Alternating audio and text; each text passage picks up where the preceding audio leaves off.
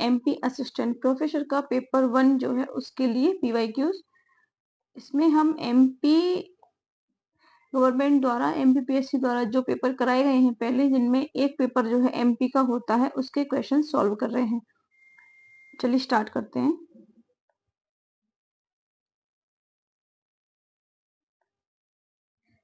तृतीय शताब्दी में बोधिवंशी राजाओं का अधिकार किस क्षेत्र पर था? देखो इन्होंने किस वंश का पूछा है, बोधि वंश के राजाओं के बारे में पूछा है। ये किस क्षेत्र में थे? ये थे त्रिपुरी में। त्रिपुरी कहाँ है? ये जबलपुर के आसपास का क्षेत्र है। ठीक है। बुंदेला विद्रोह के नायक हीरापुर के राजा हृदय शाह को किस गवर्नर जनरल के कार्यकाल में गिरफ्तार किया गया? तो देखो एक तो आप यहाँ आपको 2-3 इंफॉर्मेशन मिलेंगी। बुंदेला विद्रोह के नायक किसके नायक थे?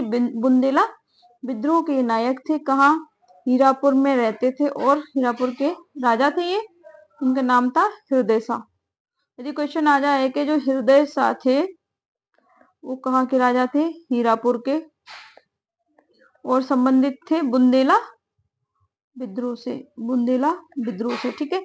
अब कहने कि किस गवर्नर जनरल के कार्यकाल में उनको अरेस्ट किया था? तो लॉर्ड एलन बोरो के कार्यकाल में उनको गिरफ्तार किया गया। हमें एक क्वेश्चन से जितनी नॉलेज गेन कर सकते हैं हम उतनी हम करेंगे। जैसे इसी क्वेश्चन में हमें 2-3 इंफॉर्मेशन मिली है तो ये हमारे लिए काम की है।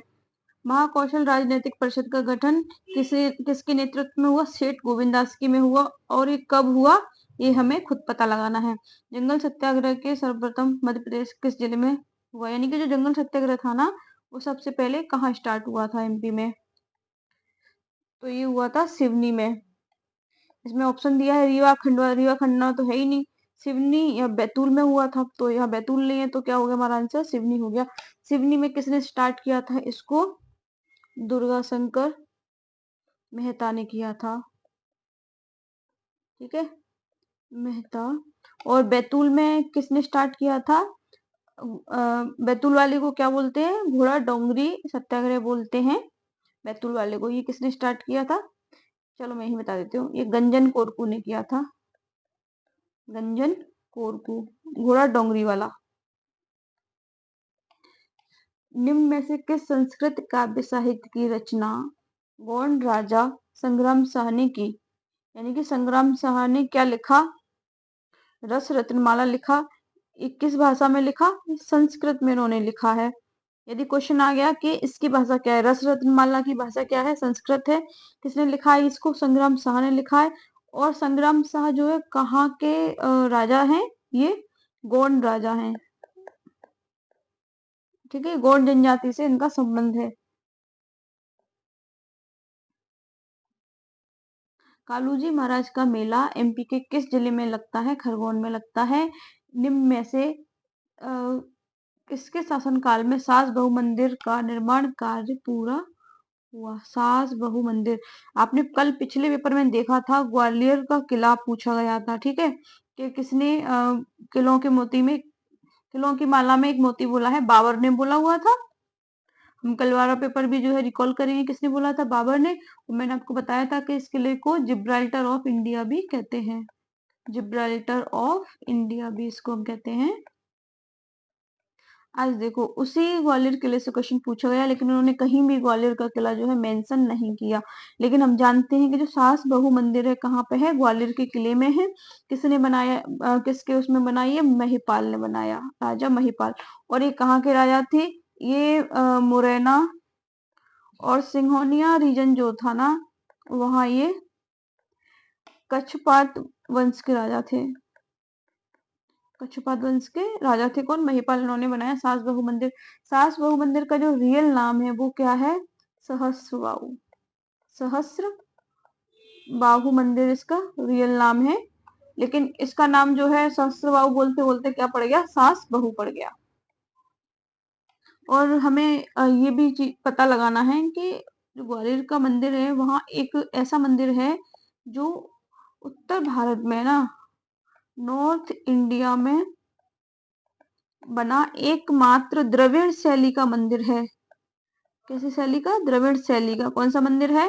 वो है आपका तेली का मंदिर। तेली का मंदिर।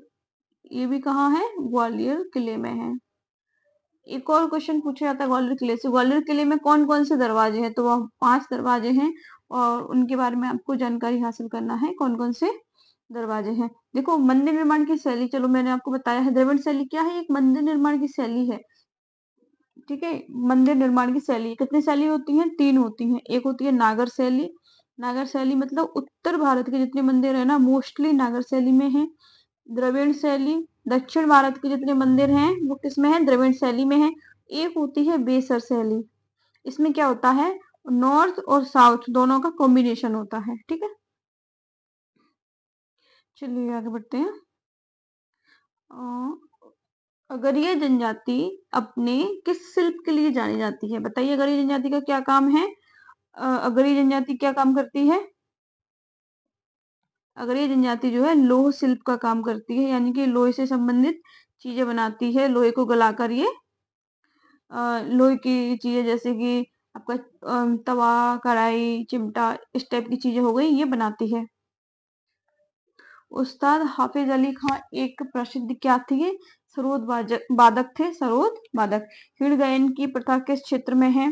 तो हिड़ गायन जो है मालवा और निमाड़ का है, ये मोस्टली ये मालवा का है, लेकिन आंसर आयोग ने इसमें दोनों दिया हुआ है। इसके बाद कौन सा पहाड़ियों का समूह पश्चिम सतपुड़ा श्रृंखला में है? पश्चिमी सतपुड़ा में है, यानी कि जो हमारा सतपुड़ा है, ये नर्मदा रिवर हो गई और ये हमारा विंध्याचल हो गया, सतपुड़ा है यहाँ पश्चिम में। देखो यदि इसके दो पार्ट कर दें, ये ईस्ट सतपुड़ा हो गया और ये वेस्ट हो गया, तो उसने पूछा है कि पश्चिम में होना चाहिए ना। पश्चिम में कौन कौन सी पहाड़ियां हैं सतपुड़ा में? देखो अब इसका आंसर यदि आपको नहीं भी पता तो इसको कैसे सॉल्व करेंगे मैं आपको बताती हूँ। मैकल पर्वत आपने देखा है, कहाँ है वो? यहाँ कहीं है, अनूपपुर के पास।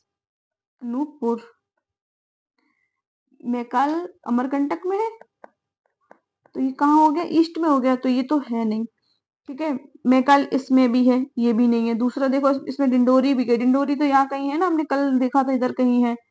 इसके बाद में कालीभीत गोंडवाना, गोंडवाना देखो आप कहाँ है? गोंडवाना भी जबलपुर के आसपास का रीजन है, तो ये भी कहाँ होगा? इस तरफ होगा।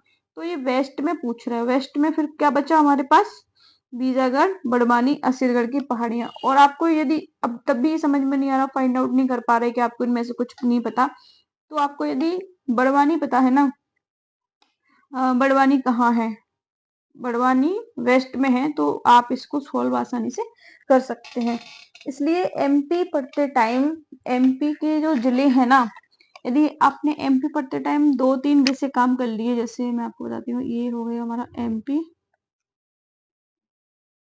इसमें यदि आपने एमपी के जो बॉर्डर वाले स्टेट हैं वो देख लिए, एमपी के जिले देख लिए कौन कहाँ पे, तो इसी से आप बहुत सारे क्वेश्चंस जो है ना उनको डायरेक्ट या इनडायरेक्ट सॉल्व कर सकते हैं। जैसे यदि अभी आपको बड़वानी पता होता कि यहाँ कहीं बड़वानी होगा, तो आप इसका आंसर दे सकते थे कि बड़वानी है, तो बड़वानी पहाड़ी कहाँ होगी? ये पश्चिम में होगी कि यहाँ पूर्व में होगी? पश्चिम में होगी। ठीक है, ऐसे कल एक क्वेश्चन था कि वर्षा की मात्रा जो है किस साइड जाने पे कम होती है? ये था कि वर्षा औसत वर्षा कहाँ ज्यादा होती है?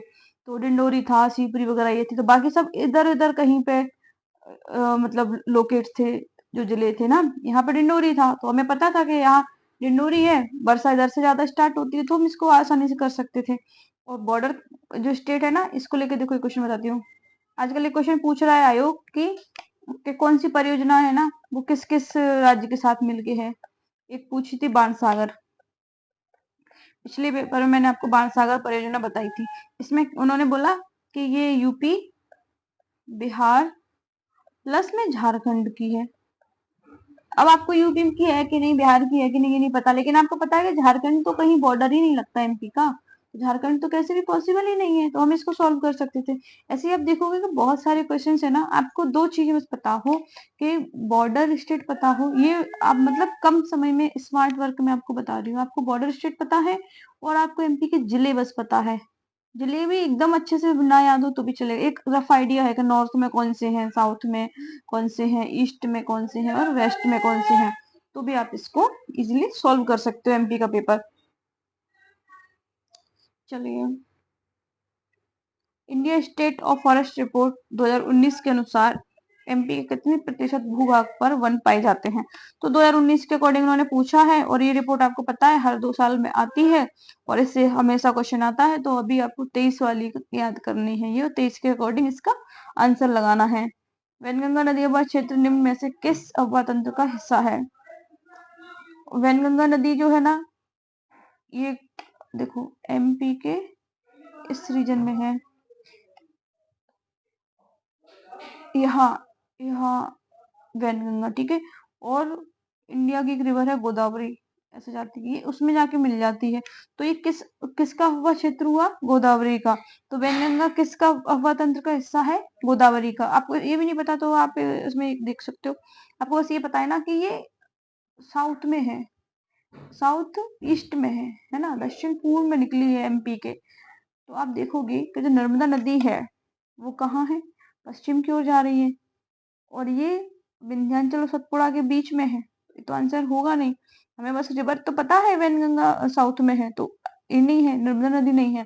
ताप्ती आपको पता है नर्मदा के जैसे ही जा रही है, तो ये भी नहीं है। और महानदी बेसिन तो छत्तीसगढ़ साइड चला गया ऐसे, तो ये भी नहीं है। तो इसका आंसर आप निकाल सकते हैं गोदावरी आबोहवा तंत्र इसका आंसर है।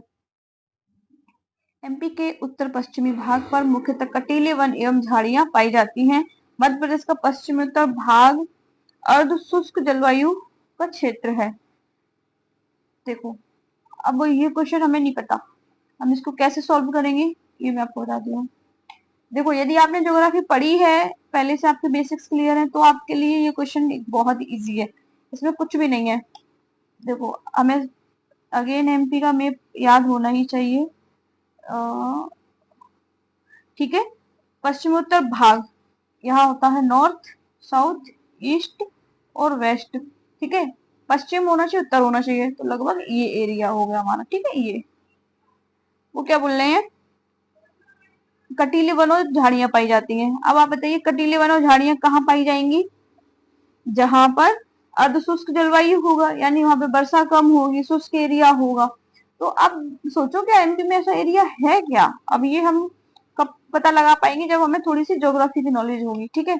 एमपी में कर्क रेखा कहाँ निकलती है? लगभग यहाँ से निकलती है। कर्क रेखा के ऊपर का क्षेत्र और नीचे का क्षेत्र, ये क्या हो गई हमारी? कर्क रेखा हो गई। ये आप शीतोष्ण मान लो, और ये हमारा उष्ण,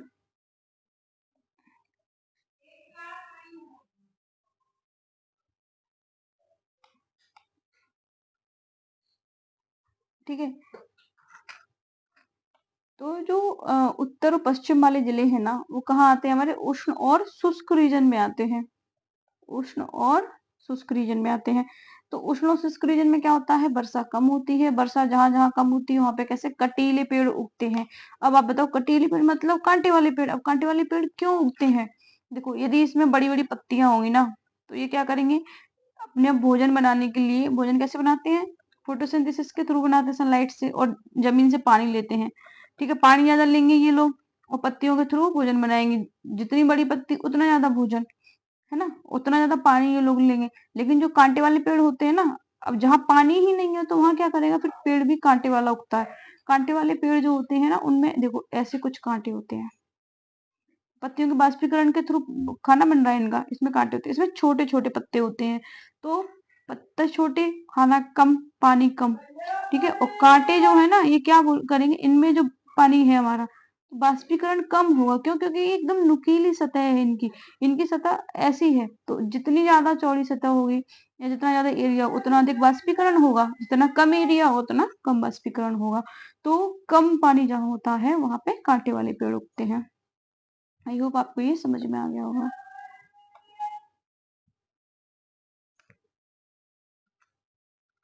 हाँ नेक्स्ट देखते हैं। एमपी का अधिकांश भाग किस वर्ग में आता है? तो आपको पता है ये कर्क रेखा के आसपास है पूरा, तो क्या आएगा? अतितापी आएगा, है ना। एमपी में भूमिगत जल संसाधन का अतिशोषण करने वाले जिले कौन से हैं? देखो आप एक बार बताओ, जो नीचे अंडरग्राउंड वाटर है ना, ये सबसे ज्यादा कौन निकालता है, वो ये पूछ रहे हैं। नॉर्मल पानी की पूर्ति हमारी चलो बारिश से हो गई, ठीक है, लेकिन जो नीचे पानी इसको हम कब निकालेंगे, जब हमें बहुत ज्यादा नीड हो रही है। ऐसा कहाँ होता है, एक तो हम जहाँ एग्रीकल्चर होगा वहां ऐसा करेंगे, क्योंकि हमें अपने खेतों में पानी देना है। लेकिन एग्रीकल्चर में एक चीज आप देखोगे, यदि आप ट्रेडिशनल एग्रीकल्चर करते हो ना मौसम के अकॉर्डिंग, तो जैसे कुछ फसलें ऐसी हैं, बरसात के मौसम में किया पानी की जरूरत ही नहीं है, बरसात से पानी हो गया। गेहूं किया सर्दियों में किया, बरसात की जरूरत ही नहीं, एक दो बार पानी दिया हो गया, ठीक है। तो पानी इतना नहीं लगता जितना लगना चाहिए, क्योंकि हम उसके मौसम के अकॉर्डिंग फसल जो है उगा रहे हैं। लेकिन इसके अलावा एक और ऐसा कौन सा काम है जहां हम सबसे ज्यादा पानी यूज करेंगे, तो वो है इंडस्ट्रीज। अब आप बताओ, इंडस्ट्री जो होती है ये तो मौसम के अकॉर्डिंग नहीं लगाएंगे ना, मौसम के अकॉर्डिंग लगाएंगे क्या, नहीं लगाएंगे। ये हम अपनी नीड के हिसाब से लगाएंगे, और नीड के हिसाब से लगाएंगे तो जब जरूरत है तब हम पानी भी निकालेंगे नीचे से। तो पानी जो है ना सबसे ज्यादा यूज ग्राउंड वाटर का कहाँ हो रहा होगा, जहाँ इंडस्ट्रियल एरिया होगा। इंडस्ट्रियल एरिया सबसे ज्यादा कहाँ होगा, सोचो, नर्मदा घाटी में होगा क्या, नहीं। छिंदवाड़ा बैतूल वाला रीजन होगा क्या, नहीं। बघेलखंड होगा, नहीं। कहाँ होगा, मालवा रीजन। क्यों, क्योंकि देखो आपके मालवा में है इंदौर, धार, धार में पीतमपुर हो गया, ये हो गया, उज्जैन हो गया, ये। तो सबसे ज्यादा पानी यूज कहाँ होगा, मालवा में होगा। ये क्वेश्चन देखो हम बहुत इजी वे में भी सॉल्व कर सकते थे कि ठीक है हमने ऑप्शन देख लिया, लेकिन मैंने आपको डिटेल में इसलिए बताया है कि आगे इससे रिलेटेड कुछ भी क्वेश्चन आ जाए ना, कुछ भी एक्स वाई जेड, तो आपको थोड़ा याद रहेगा कि अच्छा यहाँ पर इंदौर था, धार था, उज्जैन था, इसलिए पानी ज्यादा निकाल रहे थे। अब इससे रिलेटेड कुछ और आ गया तो वो भी हम आसानी से सॉल्व कर सकते हैं। मुरैना जिले में फैला कैलारस क्षेत्र किस खनिज के लिए जाना जाता है, तो देखो बॉक्साइट तो पॉसिबल ही नहीं है, ये बालाघाट में है। मैग्नीज भी इधर बालाघाट वाले रीजन हरवेली साइड में है ना, लो एश है नहीं, क्या बचा, चूना पत्थर बचा, क्योंकि सबसे सस्ता यही है, तो इस साइड में ज्यादा खनिज है नहीं, तो क्या चूना पत्थर हो गया। मध्य प्रदेश का पाताखेड़ा कोयला क्षेत्र किस जिले में है, बैतूल में है। देखो कल अभी तक हमने दो पेपर जो सॉल्व किए हैं ना, दो पेपर्स, दोनों में ही कोल वाला क्वेश्चन है। इस पर तो एकदम 5 स्टार लगा के ही आप इसको इम्पोर्टेंट लगा लो कि ये बहुत जरूरी है। हमें कोल की जितनी खदानें हैं वो पता होना चाहिए, एरिया पता होना चाहिए, हम कौन से स्थान पर हैं ये भी पता होना चाहिए। तो कहाँ पे है, बैतूल में है। याद है कल हम खदानें पढ़ रहे थे, मुंडी दादर, रक्त दादर। अब बताओ ये किस चीज की खदानें थी, यदि आपने पिछला लेक्चर देखा है, वीडियो देखा है, तो आपको रिकॉल करके बताना है। देखो कल ही सॉल्व किया था बाणसागर वाला क्वेश्चन, ये लो बाणसागर वाला क्वेश्चन आ गया आपका। अब कल उन्होंने क्या पूछा था कि किस किस की संयुक्त परियोजना या इससे किस किस को लाभ मिलता है। क्वेश्चन दिया था एमपी, बिहार और झारखंड दिया था, ठीक है। आज उन्होंने क्या पूछा है कि ये बेसिन ऑफ लोकेशन किस बेसिन में आता है ना, किस रिवर के ऊपर है। तो बाणसागर है आपका सोन में, इंदिरा सागर है आपका, देखो कहाँ होगा, नर्मदा में होगा, और सम्राट अशोक हलाली तो काफी फेमस है, और बैनगंगा संजय सरोवर में है। तो ये फैक्चुअल क्वेश्चन है, तो इसको हमें याद करना रहेगा। राजघाट बहुउद्देशीय परियोजना, राजघाट परियोजना जो है किन दो राज्यों की संयुक्त परियोजना है, देखो पूछ लिया इन्होंने कौन कौन से राज्य हैं, तो एमपी यूपी है, क्योंकि देखो राजस्थान के साथ तो हमारी चंबल रिवर है, वो बॉर्डर बनाते हुए निकलती है, तो इसके साथ में चंबल से रिलेटेड जो रिवर्स होंगी ना वो होंगी महाराष्ट्र नर्मदा से रिलेटेड, ताप्ती से, और सेम ये दोनों गुजरात से होंगी। तो इसका आंसर ऑटोमेटिक हम फाइंड कर सकते हैं, फाइंड किया तो क्या निकला, एमपी और यूपी निकलेगा। 91वें संविधान संशोधन 2003 के द्वारा उपबंधित किसी राज्य में मुख्यमंत्री सहित मंत्रियों की कुल संख्या, विधानसभा के कुल सदस्यों की संख्या कितने प्रतिशत से अधिक नहीं होगी, ठीक है, अधिक नहीं होगी। तो देखो आपको क्वेश्चन समझ में आ गया होगा, वो पूछ रहे हैं कि जैसे सीएम हो गए, ठीक है, और विधानसभा के सदस्य हो गए, अब क्या करते हैं, मंत्रियों को नियुक्त करते हैं, तो करें कि इन विधानसभा सदस्यों से मंत्री लेते करें कितने प्रतिशत मंत्री नहीं होना चाहिए, जैसे जितने विधानसभा सदस्य हैं उनका कितने परसेंट मंत्री होना चाहिए बस। और इसके लिए देखो हमने संशोधन किया है, 91 संशोधन 2003, 91 2003, है ना। तो इसका आंसर है 15%। यानी कि जो हम मंत्री जो बनाएंगे ना, उनको विभाग आवंटित करेंगे, मंत्रियों की जो नियुक्ति करेंगे, वो विधानसभा सदस्य से 15% से ज्यादा नहीं होना चाहिए। मध्य प्रदेश की विधानसभा सदस्य संख्या कितनी है, आप बताइए। जितनी होगी उसके 15% से ज्यादा नहीं हो सकता। ऐसा ऐसा संशोधन करने की हमें क्या जरूरत पड़ी, बताइए। ऐसा इसलिए किया गया, जैसे हाँ, इलेक्शन हुए, ठीक है, कोई सीएम बन गया, और एक पार्टी में काफी लोग होते हैं, हर कोई चाहता है ना कि हम मंत्री बन जाए। जो एमएलए होते हैं वही तो मंत्री बनते हैं, हर कोई चाहेगा कि हम मंत्री बन जाए। अब जिसको नहीं बनाएंगे वो क्या, उसकी क्या है, बुराई हो जाएगी सीएम से। तो वो क्या करते थे पहले, कि ठीक है, ए को बना दिया, बी को बना दिया, सी को, डी को, ई को, मतलब वो कहते थे जितनी मैक्सिमम बना सकते थे ना वो बना देते थे। पर इसका नुकसान क्या होता था, इसका नुकसान ये होता था कि देखो जो मंत्री होते हैं ना, इनको दी जाती हैं कुछ सुविधाएं, ठीक है, कुछ ऐसी सुविधाएं होती हैं जो इनको लाइफ टाइम तक मिलने लगती हैं। यदि आप एक बार मंत्री बन गए ना, फिर उसके बाद आप मंत्री नहीं भी रहे तो आपको लाइफ टाइम तक कुछ ऐसी सुविधाएं जो कंटिन्यू रहेंगी। उससे क्या होता है, सरकार पे बोझ पड़ेगा, है ना। आप ज्यादा से ज्यादा मंत्री बना रहे हो। और दूसरा क्या है, कोई भी विभाग है, डिपार्टमेंट है, उसमें बहुत ज्यादा मंत्री रहेंगे तो रिस्पॉन्सिबिलिटी भी इतनी ज्यादा कोई नहीं समझेगा, सब एक दूसरे पे रखते रहेंगे, तो ये वर्क एफिशिएंसी भी क्या होती है, डिक्लाइन होती है। तो उन्होंने बोला कि हमें एक ऐसा संशोधन लाना पड़ेगा जिसमें, देखो जिस स्टेट में ज्यादा विधानसभा की संख्या है ना, भाई 15% उसके लिए तो ज्यादा ही हो जाएगा, ठीक है, वहां के लिए सही है। जिसमें कम है तो वहां 15% कम रहेगा। तो उसी के अकॉर्डिंग बोला कि आप बना लो, लेकिन इस 15% में ना सीएम भी इंक्लूड है, सीएम सहित 15% होना चाहिए। एमपी विधानसभा का सदस्य बनने के लिए न्यूनतम आयु कितने वर्ष है, 25 वर्ष है। ठीक है, चलो ये तो बहुत इजी क्वेश्चन था। अब लोकसभा का सदस्य बनने के लिए कितनी है, लोकसभा मेंबर के लिए आपको बतानी है, राज्यसभा मेंबर की बतानी है, ठीक है, प्रेसिडेंट की बतानी है, पीएम की आपको बतानी है, और सबसे इम्पोर्टेंट आपने देख लिया विधानसभा हो गया, और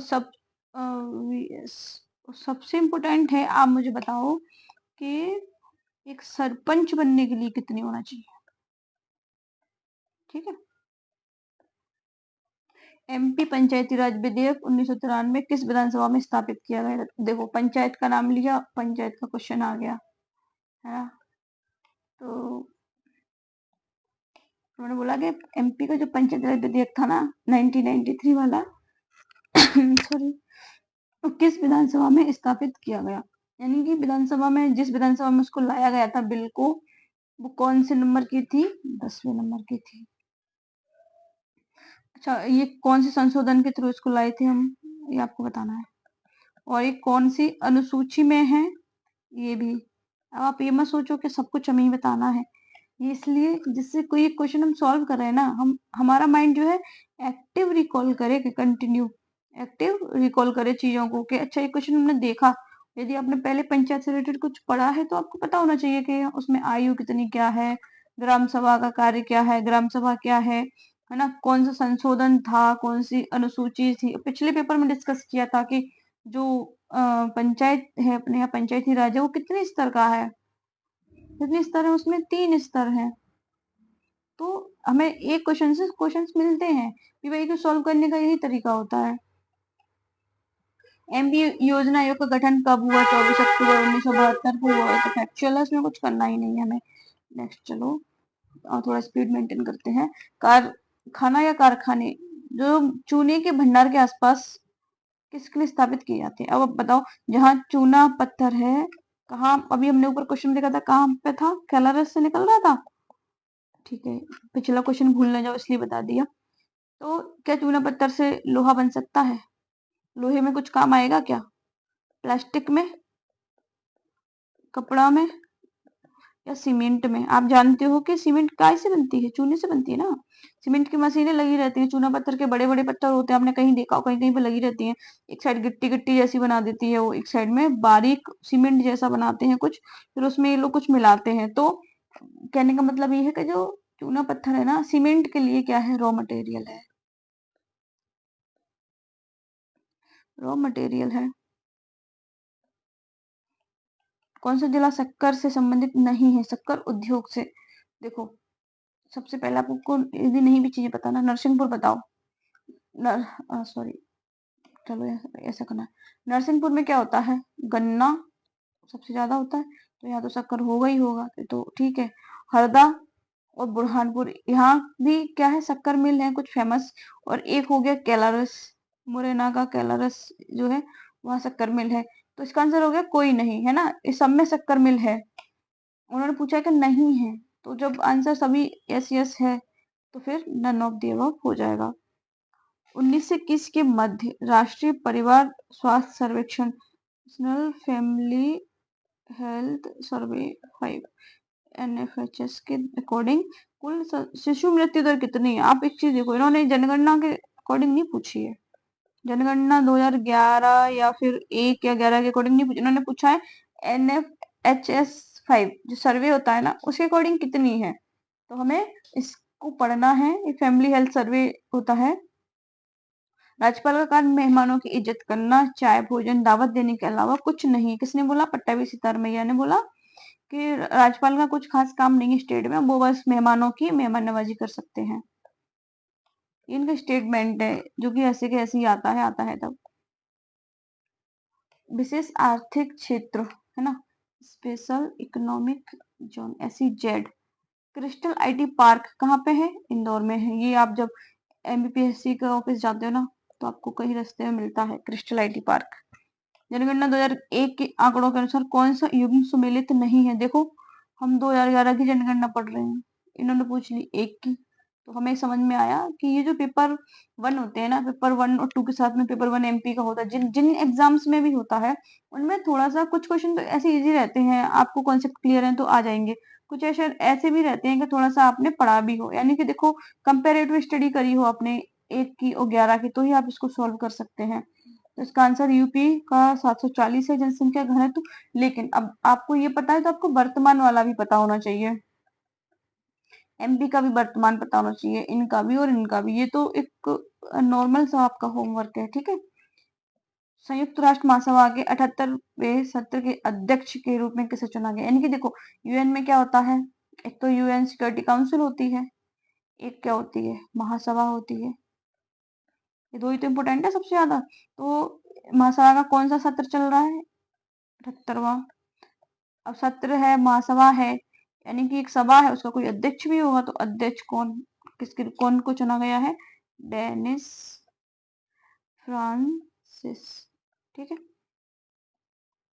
उन्होंने पूछा है कि हेलमंद नदी विवाद किन दो देशों से संबंधित है? हेलमंद नदी अफगानिस्तान और ईरान में है। ये करंट अफेयर में था, इसलिए इसको पूछा है। हमें सभी देशों की नदियां पढ़ने की कोई जरूरत नहीं है, वो करंट में जो चीजें ज्यादा हाईलाइट रहती हैं तो पूछ ली है। पहली महिला कबड्डी लीग का खिताब किसने जीता? है ना, पहली पूछा उन्होंने, उमा कोलकाता ने जीता। हाल ही में वर्ष 2023 का जूनियर हॉकी राष्ट्रीय चैंपियनशिप पुरुष का खिताब, ठीक है, किसका पूछा इन्होंने? मेल वाला पूछा है। किसने जीता है? MP ने जीता है। हाल ही में जारी की गई फीफा 2030 रैंकिंग में भारत की रैंक देखो 99। मतलब कितनी बेकार रैंक है ये बताओ। फर्स्ट पे कौन है, आप समझ ही गए होंगे, ठीक है। मेरा गांव मेरा तीर्थ योजना MP के किस जिले से प्रारंभ की गई है? हरदा से की गई थी, है ना। डॉक्टर भीमराव अंबेडकर की 125 फीट ऊंची प्रतिमा का अनावरण किसने किया? वो कहाँ किया गया? तेलंगाना में किया गया। 125 फीट ऊंची थी ये। और ये इसी पेपर में नहीं, ये काफी पेपर्स में आई हुई है, मैंने इसको कई जगह देखा हुआ है। एमपी में एमपी में कुल कितने साइबर तहसील स्थापित किए जाएंगे? तो देखो इस क्वेश्चन का आंसर कुछ नहीं हो सकता, क्यों? क्योंकि अब तो उन्होंने बोला है कि हर जिले में ही साइबर तहसील है ना। तो इसका आंसर आयोग ने भी शायद कुछ नहीं दिया, डिलीट किया है। 17वां प्रवासी भारतीय दिवस कहाँ आयोजित किया गया? इंदौर में। ये पिछले पेपर में भी था जो भी हमने कल डिस्कस किया था, क्योंकि देखो इनका प्रवासी भारतीय दिवस जो है ना फेवरेट टॉपिक होता है, और ये मोस्टली इंदौर में ही आयोजित होता है। और कभी कभी इसमें क्या है ना कोई अतिथि आ जाता है, जैसे कभी प्रेसिडेंट महोदय आ गए, कभी कोई आ गया, तो उससे रिलेटेड क्वेश्चन बन जाता है। MP का पहला मेडिकल डिवाइस पार्क, क्या मेडिकल डिवाइसेस जो बनती है पार्क कहाँ है? उज्जैन में है। इंटरफेस रिपीटर का उपयोग ओएसआई मॉडल की किस लेयर पर किया जाता है? उज्जैन में कुछ चीजें और भी स्टार्ट हुई हैं, जैसे जैविक घड़ी हो गई, तो ये भी आप उज्जैन में भी देखना कुछ कुछ नया उन्होंने स्टार्ट किया है, करंट का है वो आ सकता है। इंटरफेस रिपीटर का उपयोग ओएसआई मॉडल की किस लेयर पर किया जाता है? फिजिकल लेयर पर। देखो उज्जैन में ना 5G सबसे पहले स्टार्ट किया गया था उज्जैन के महाकाल लोक से, ये मुझे भी याद आ गया। नेटवर्क में से कौन सा एक स्थिर एल्गोरिदम है? स्टेबल एल्गोरिदम है, क्या है? Counting sort.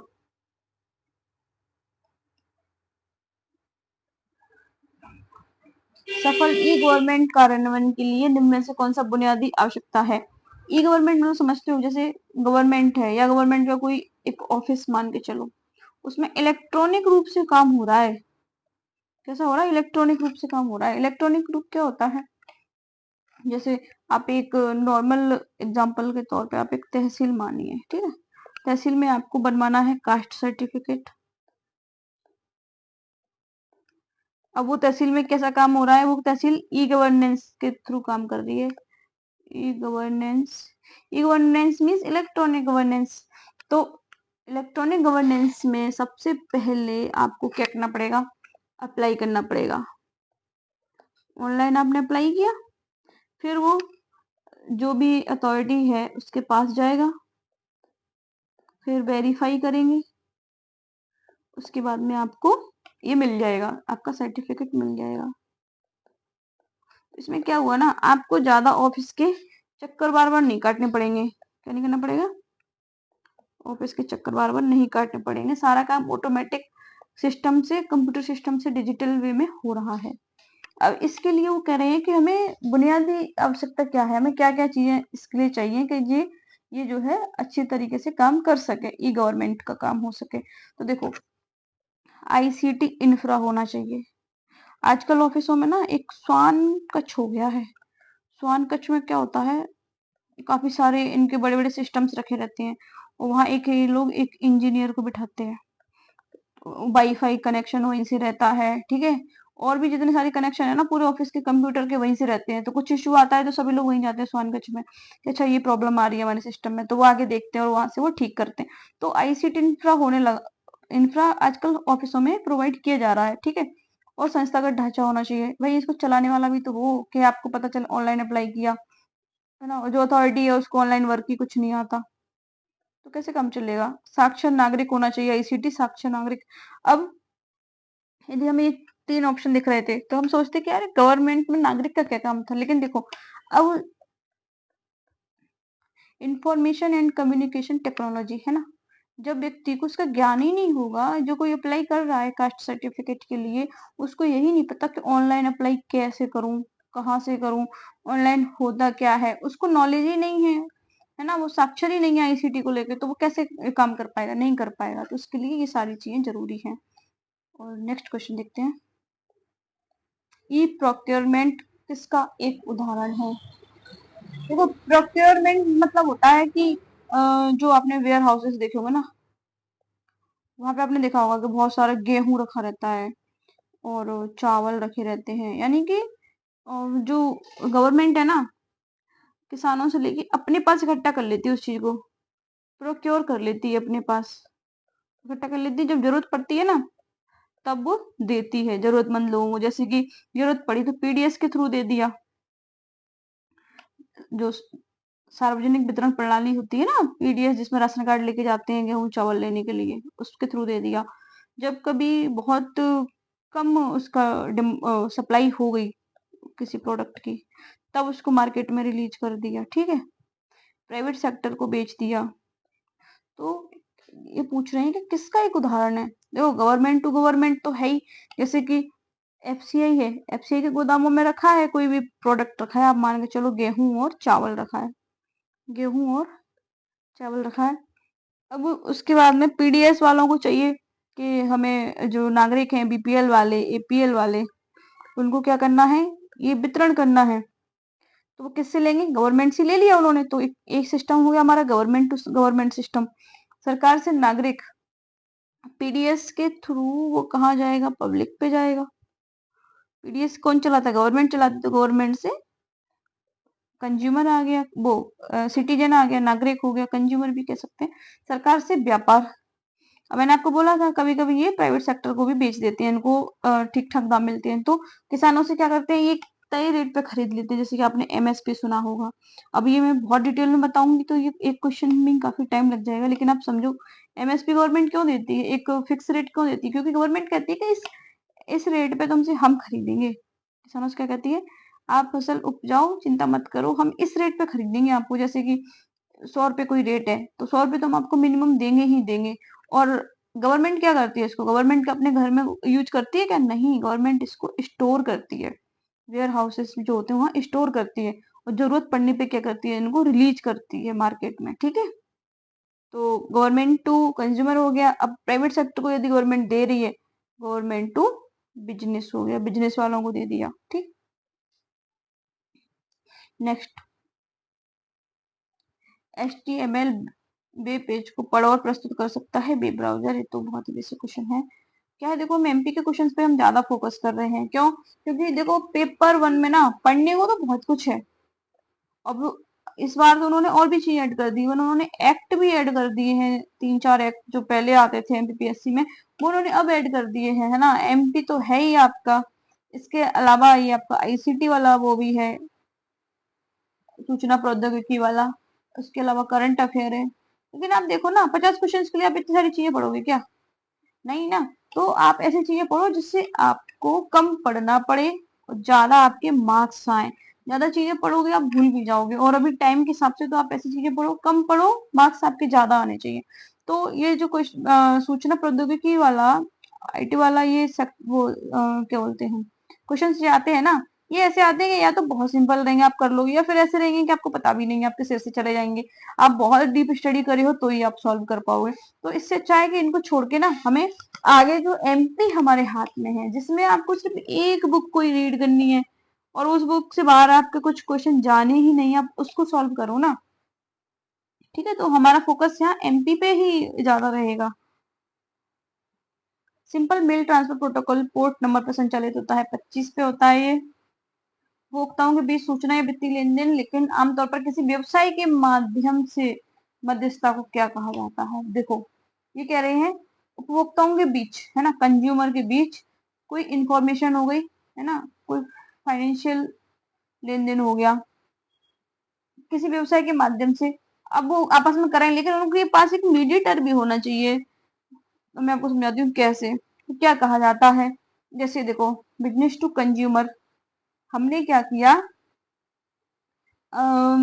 एक कोई प्रोडक्ट मंगाया, ठीक, हमने शूज ऑर्डर किए, बिजनेस मैन ने ये हमको बेच दिए, और हम क्या हो गए, कंज्यूमर हो गए।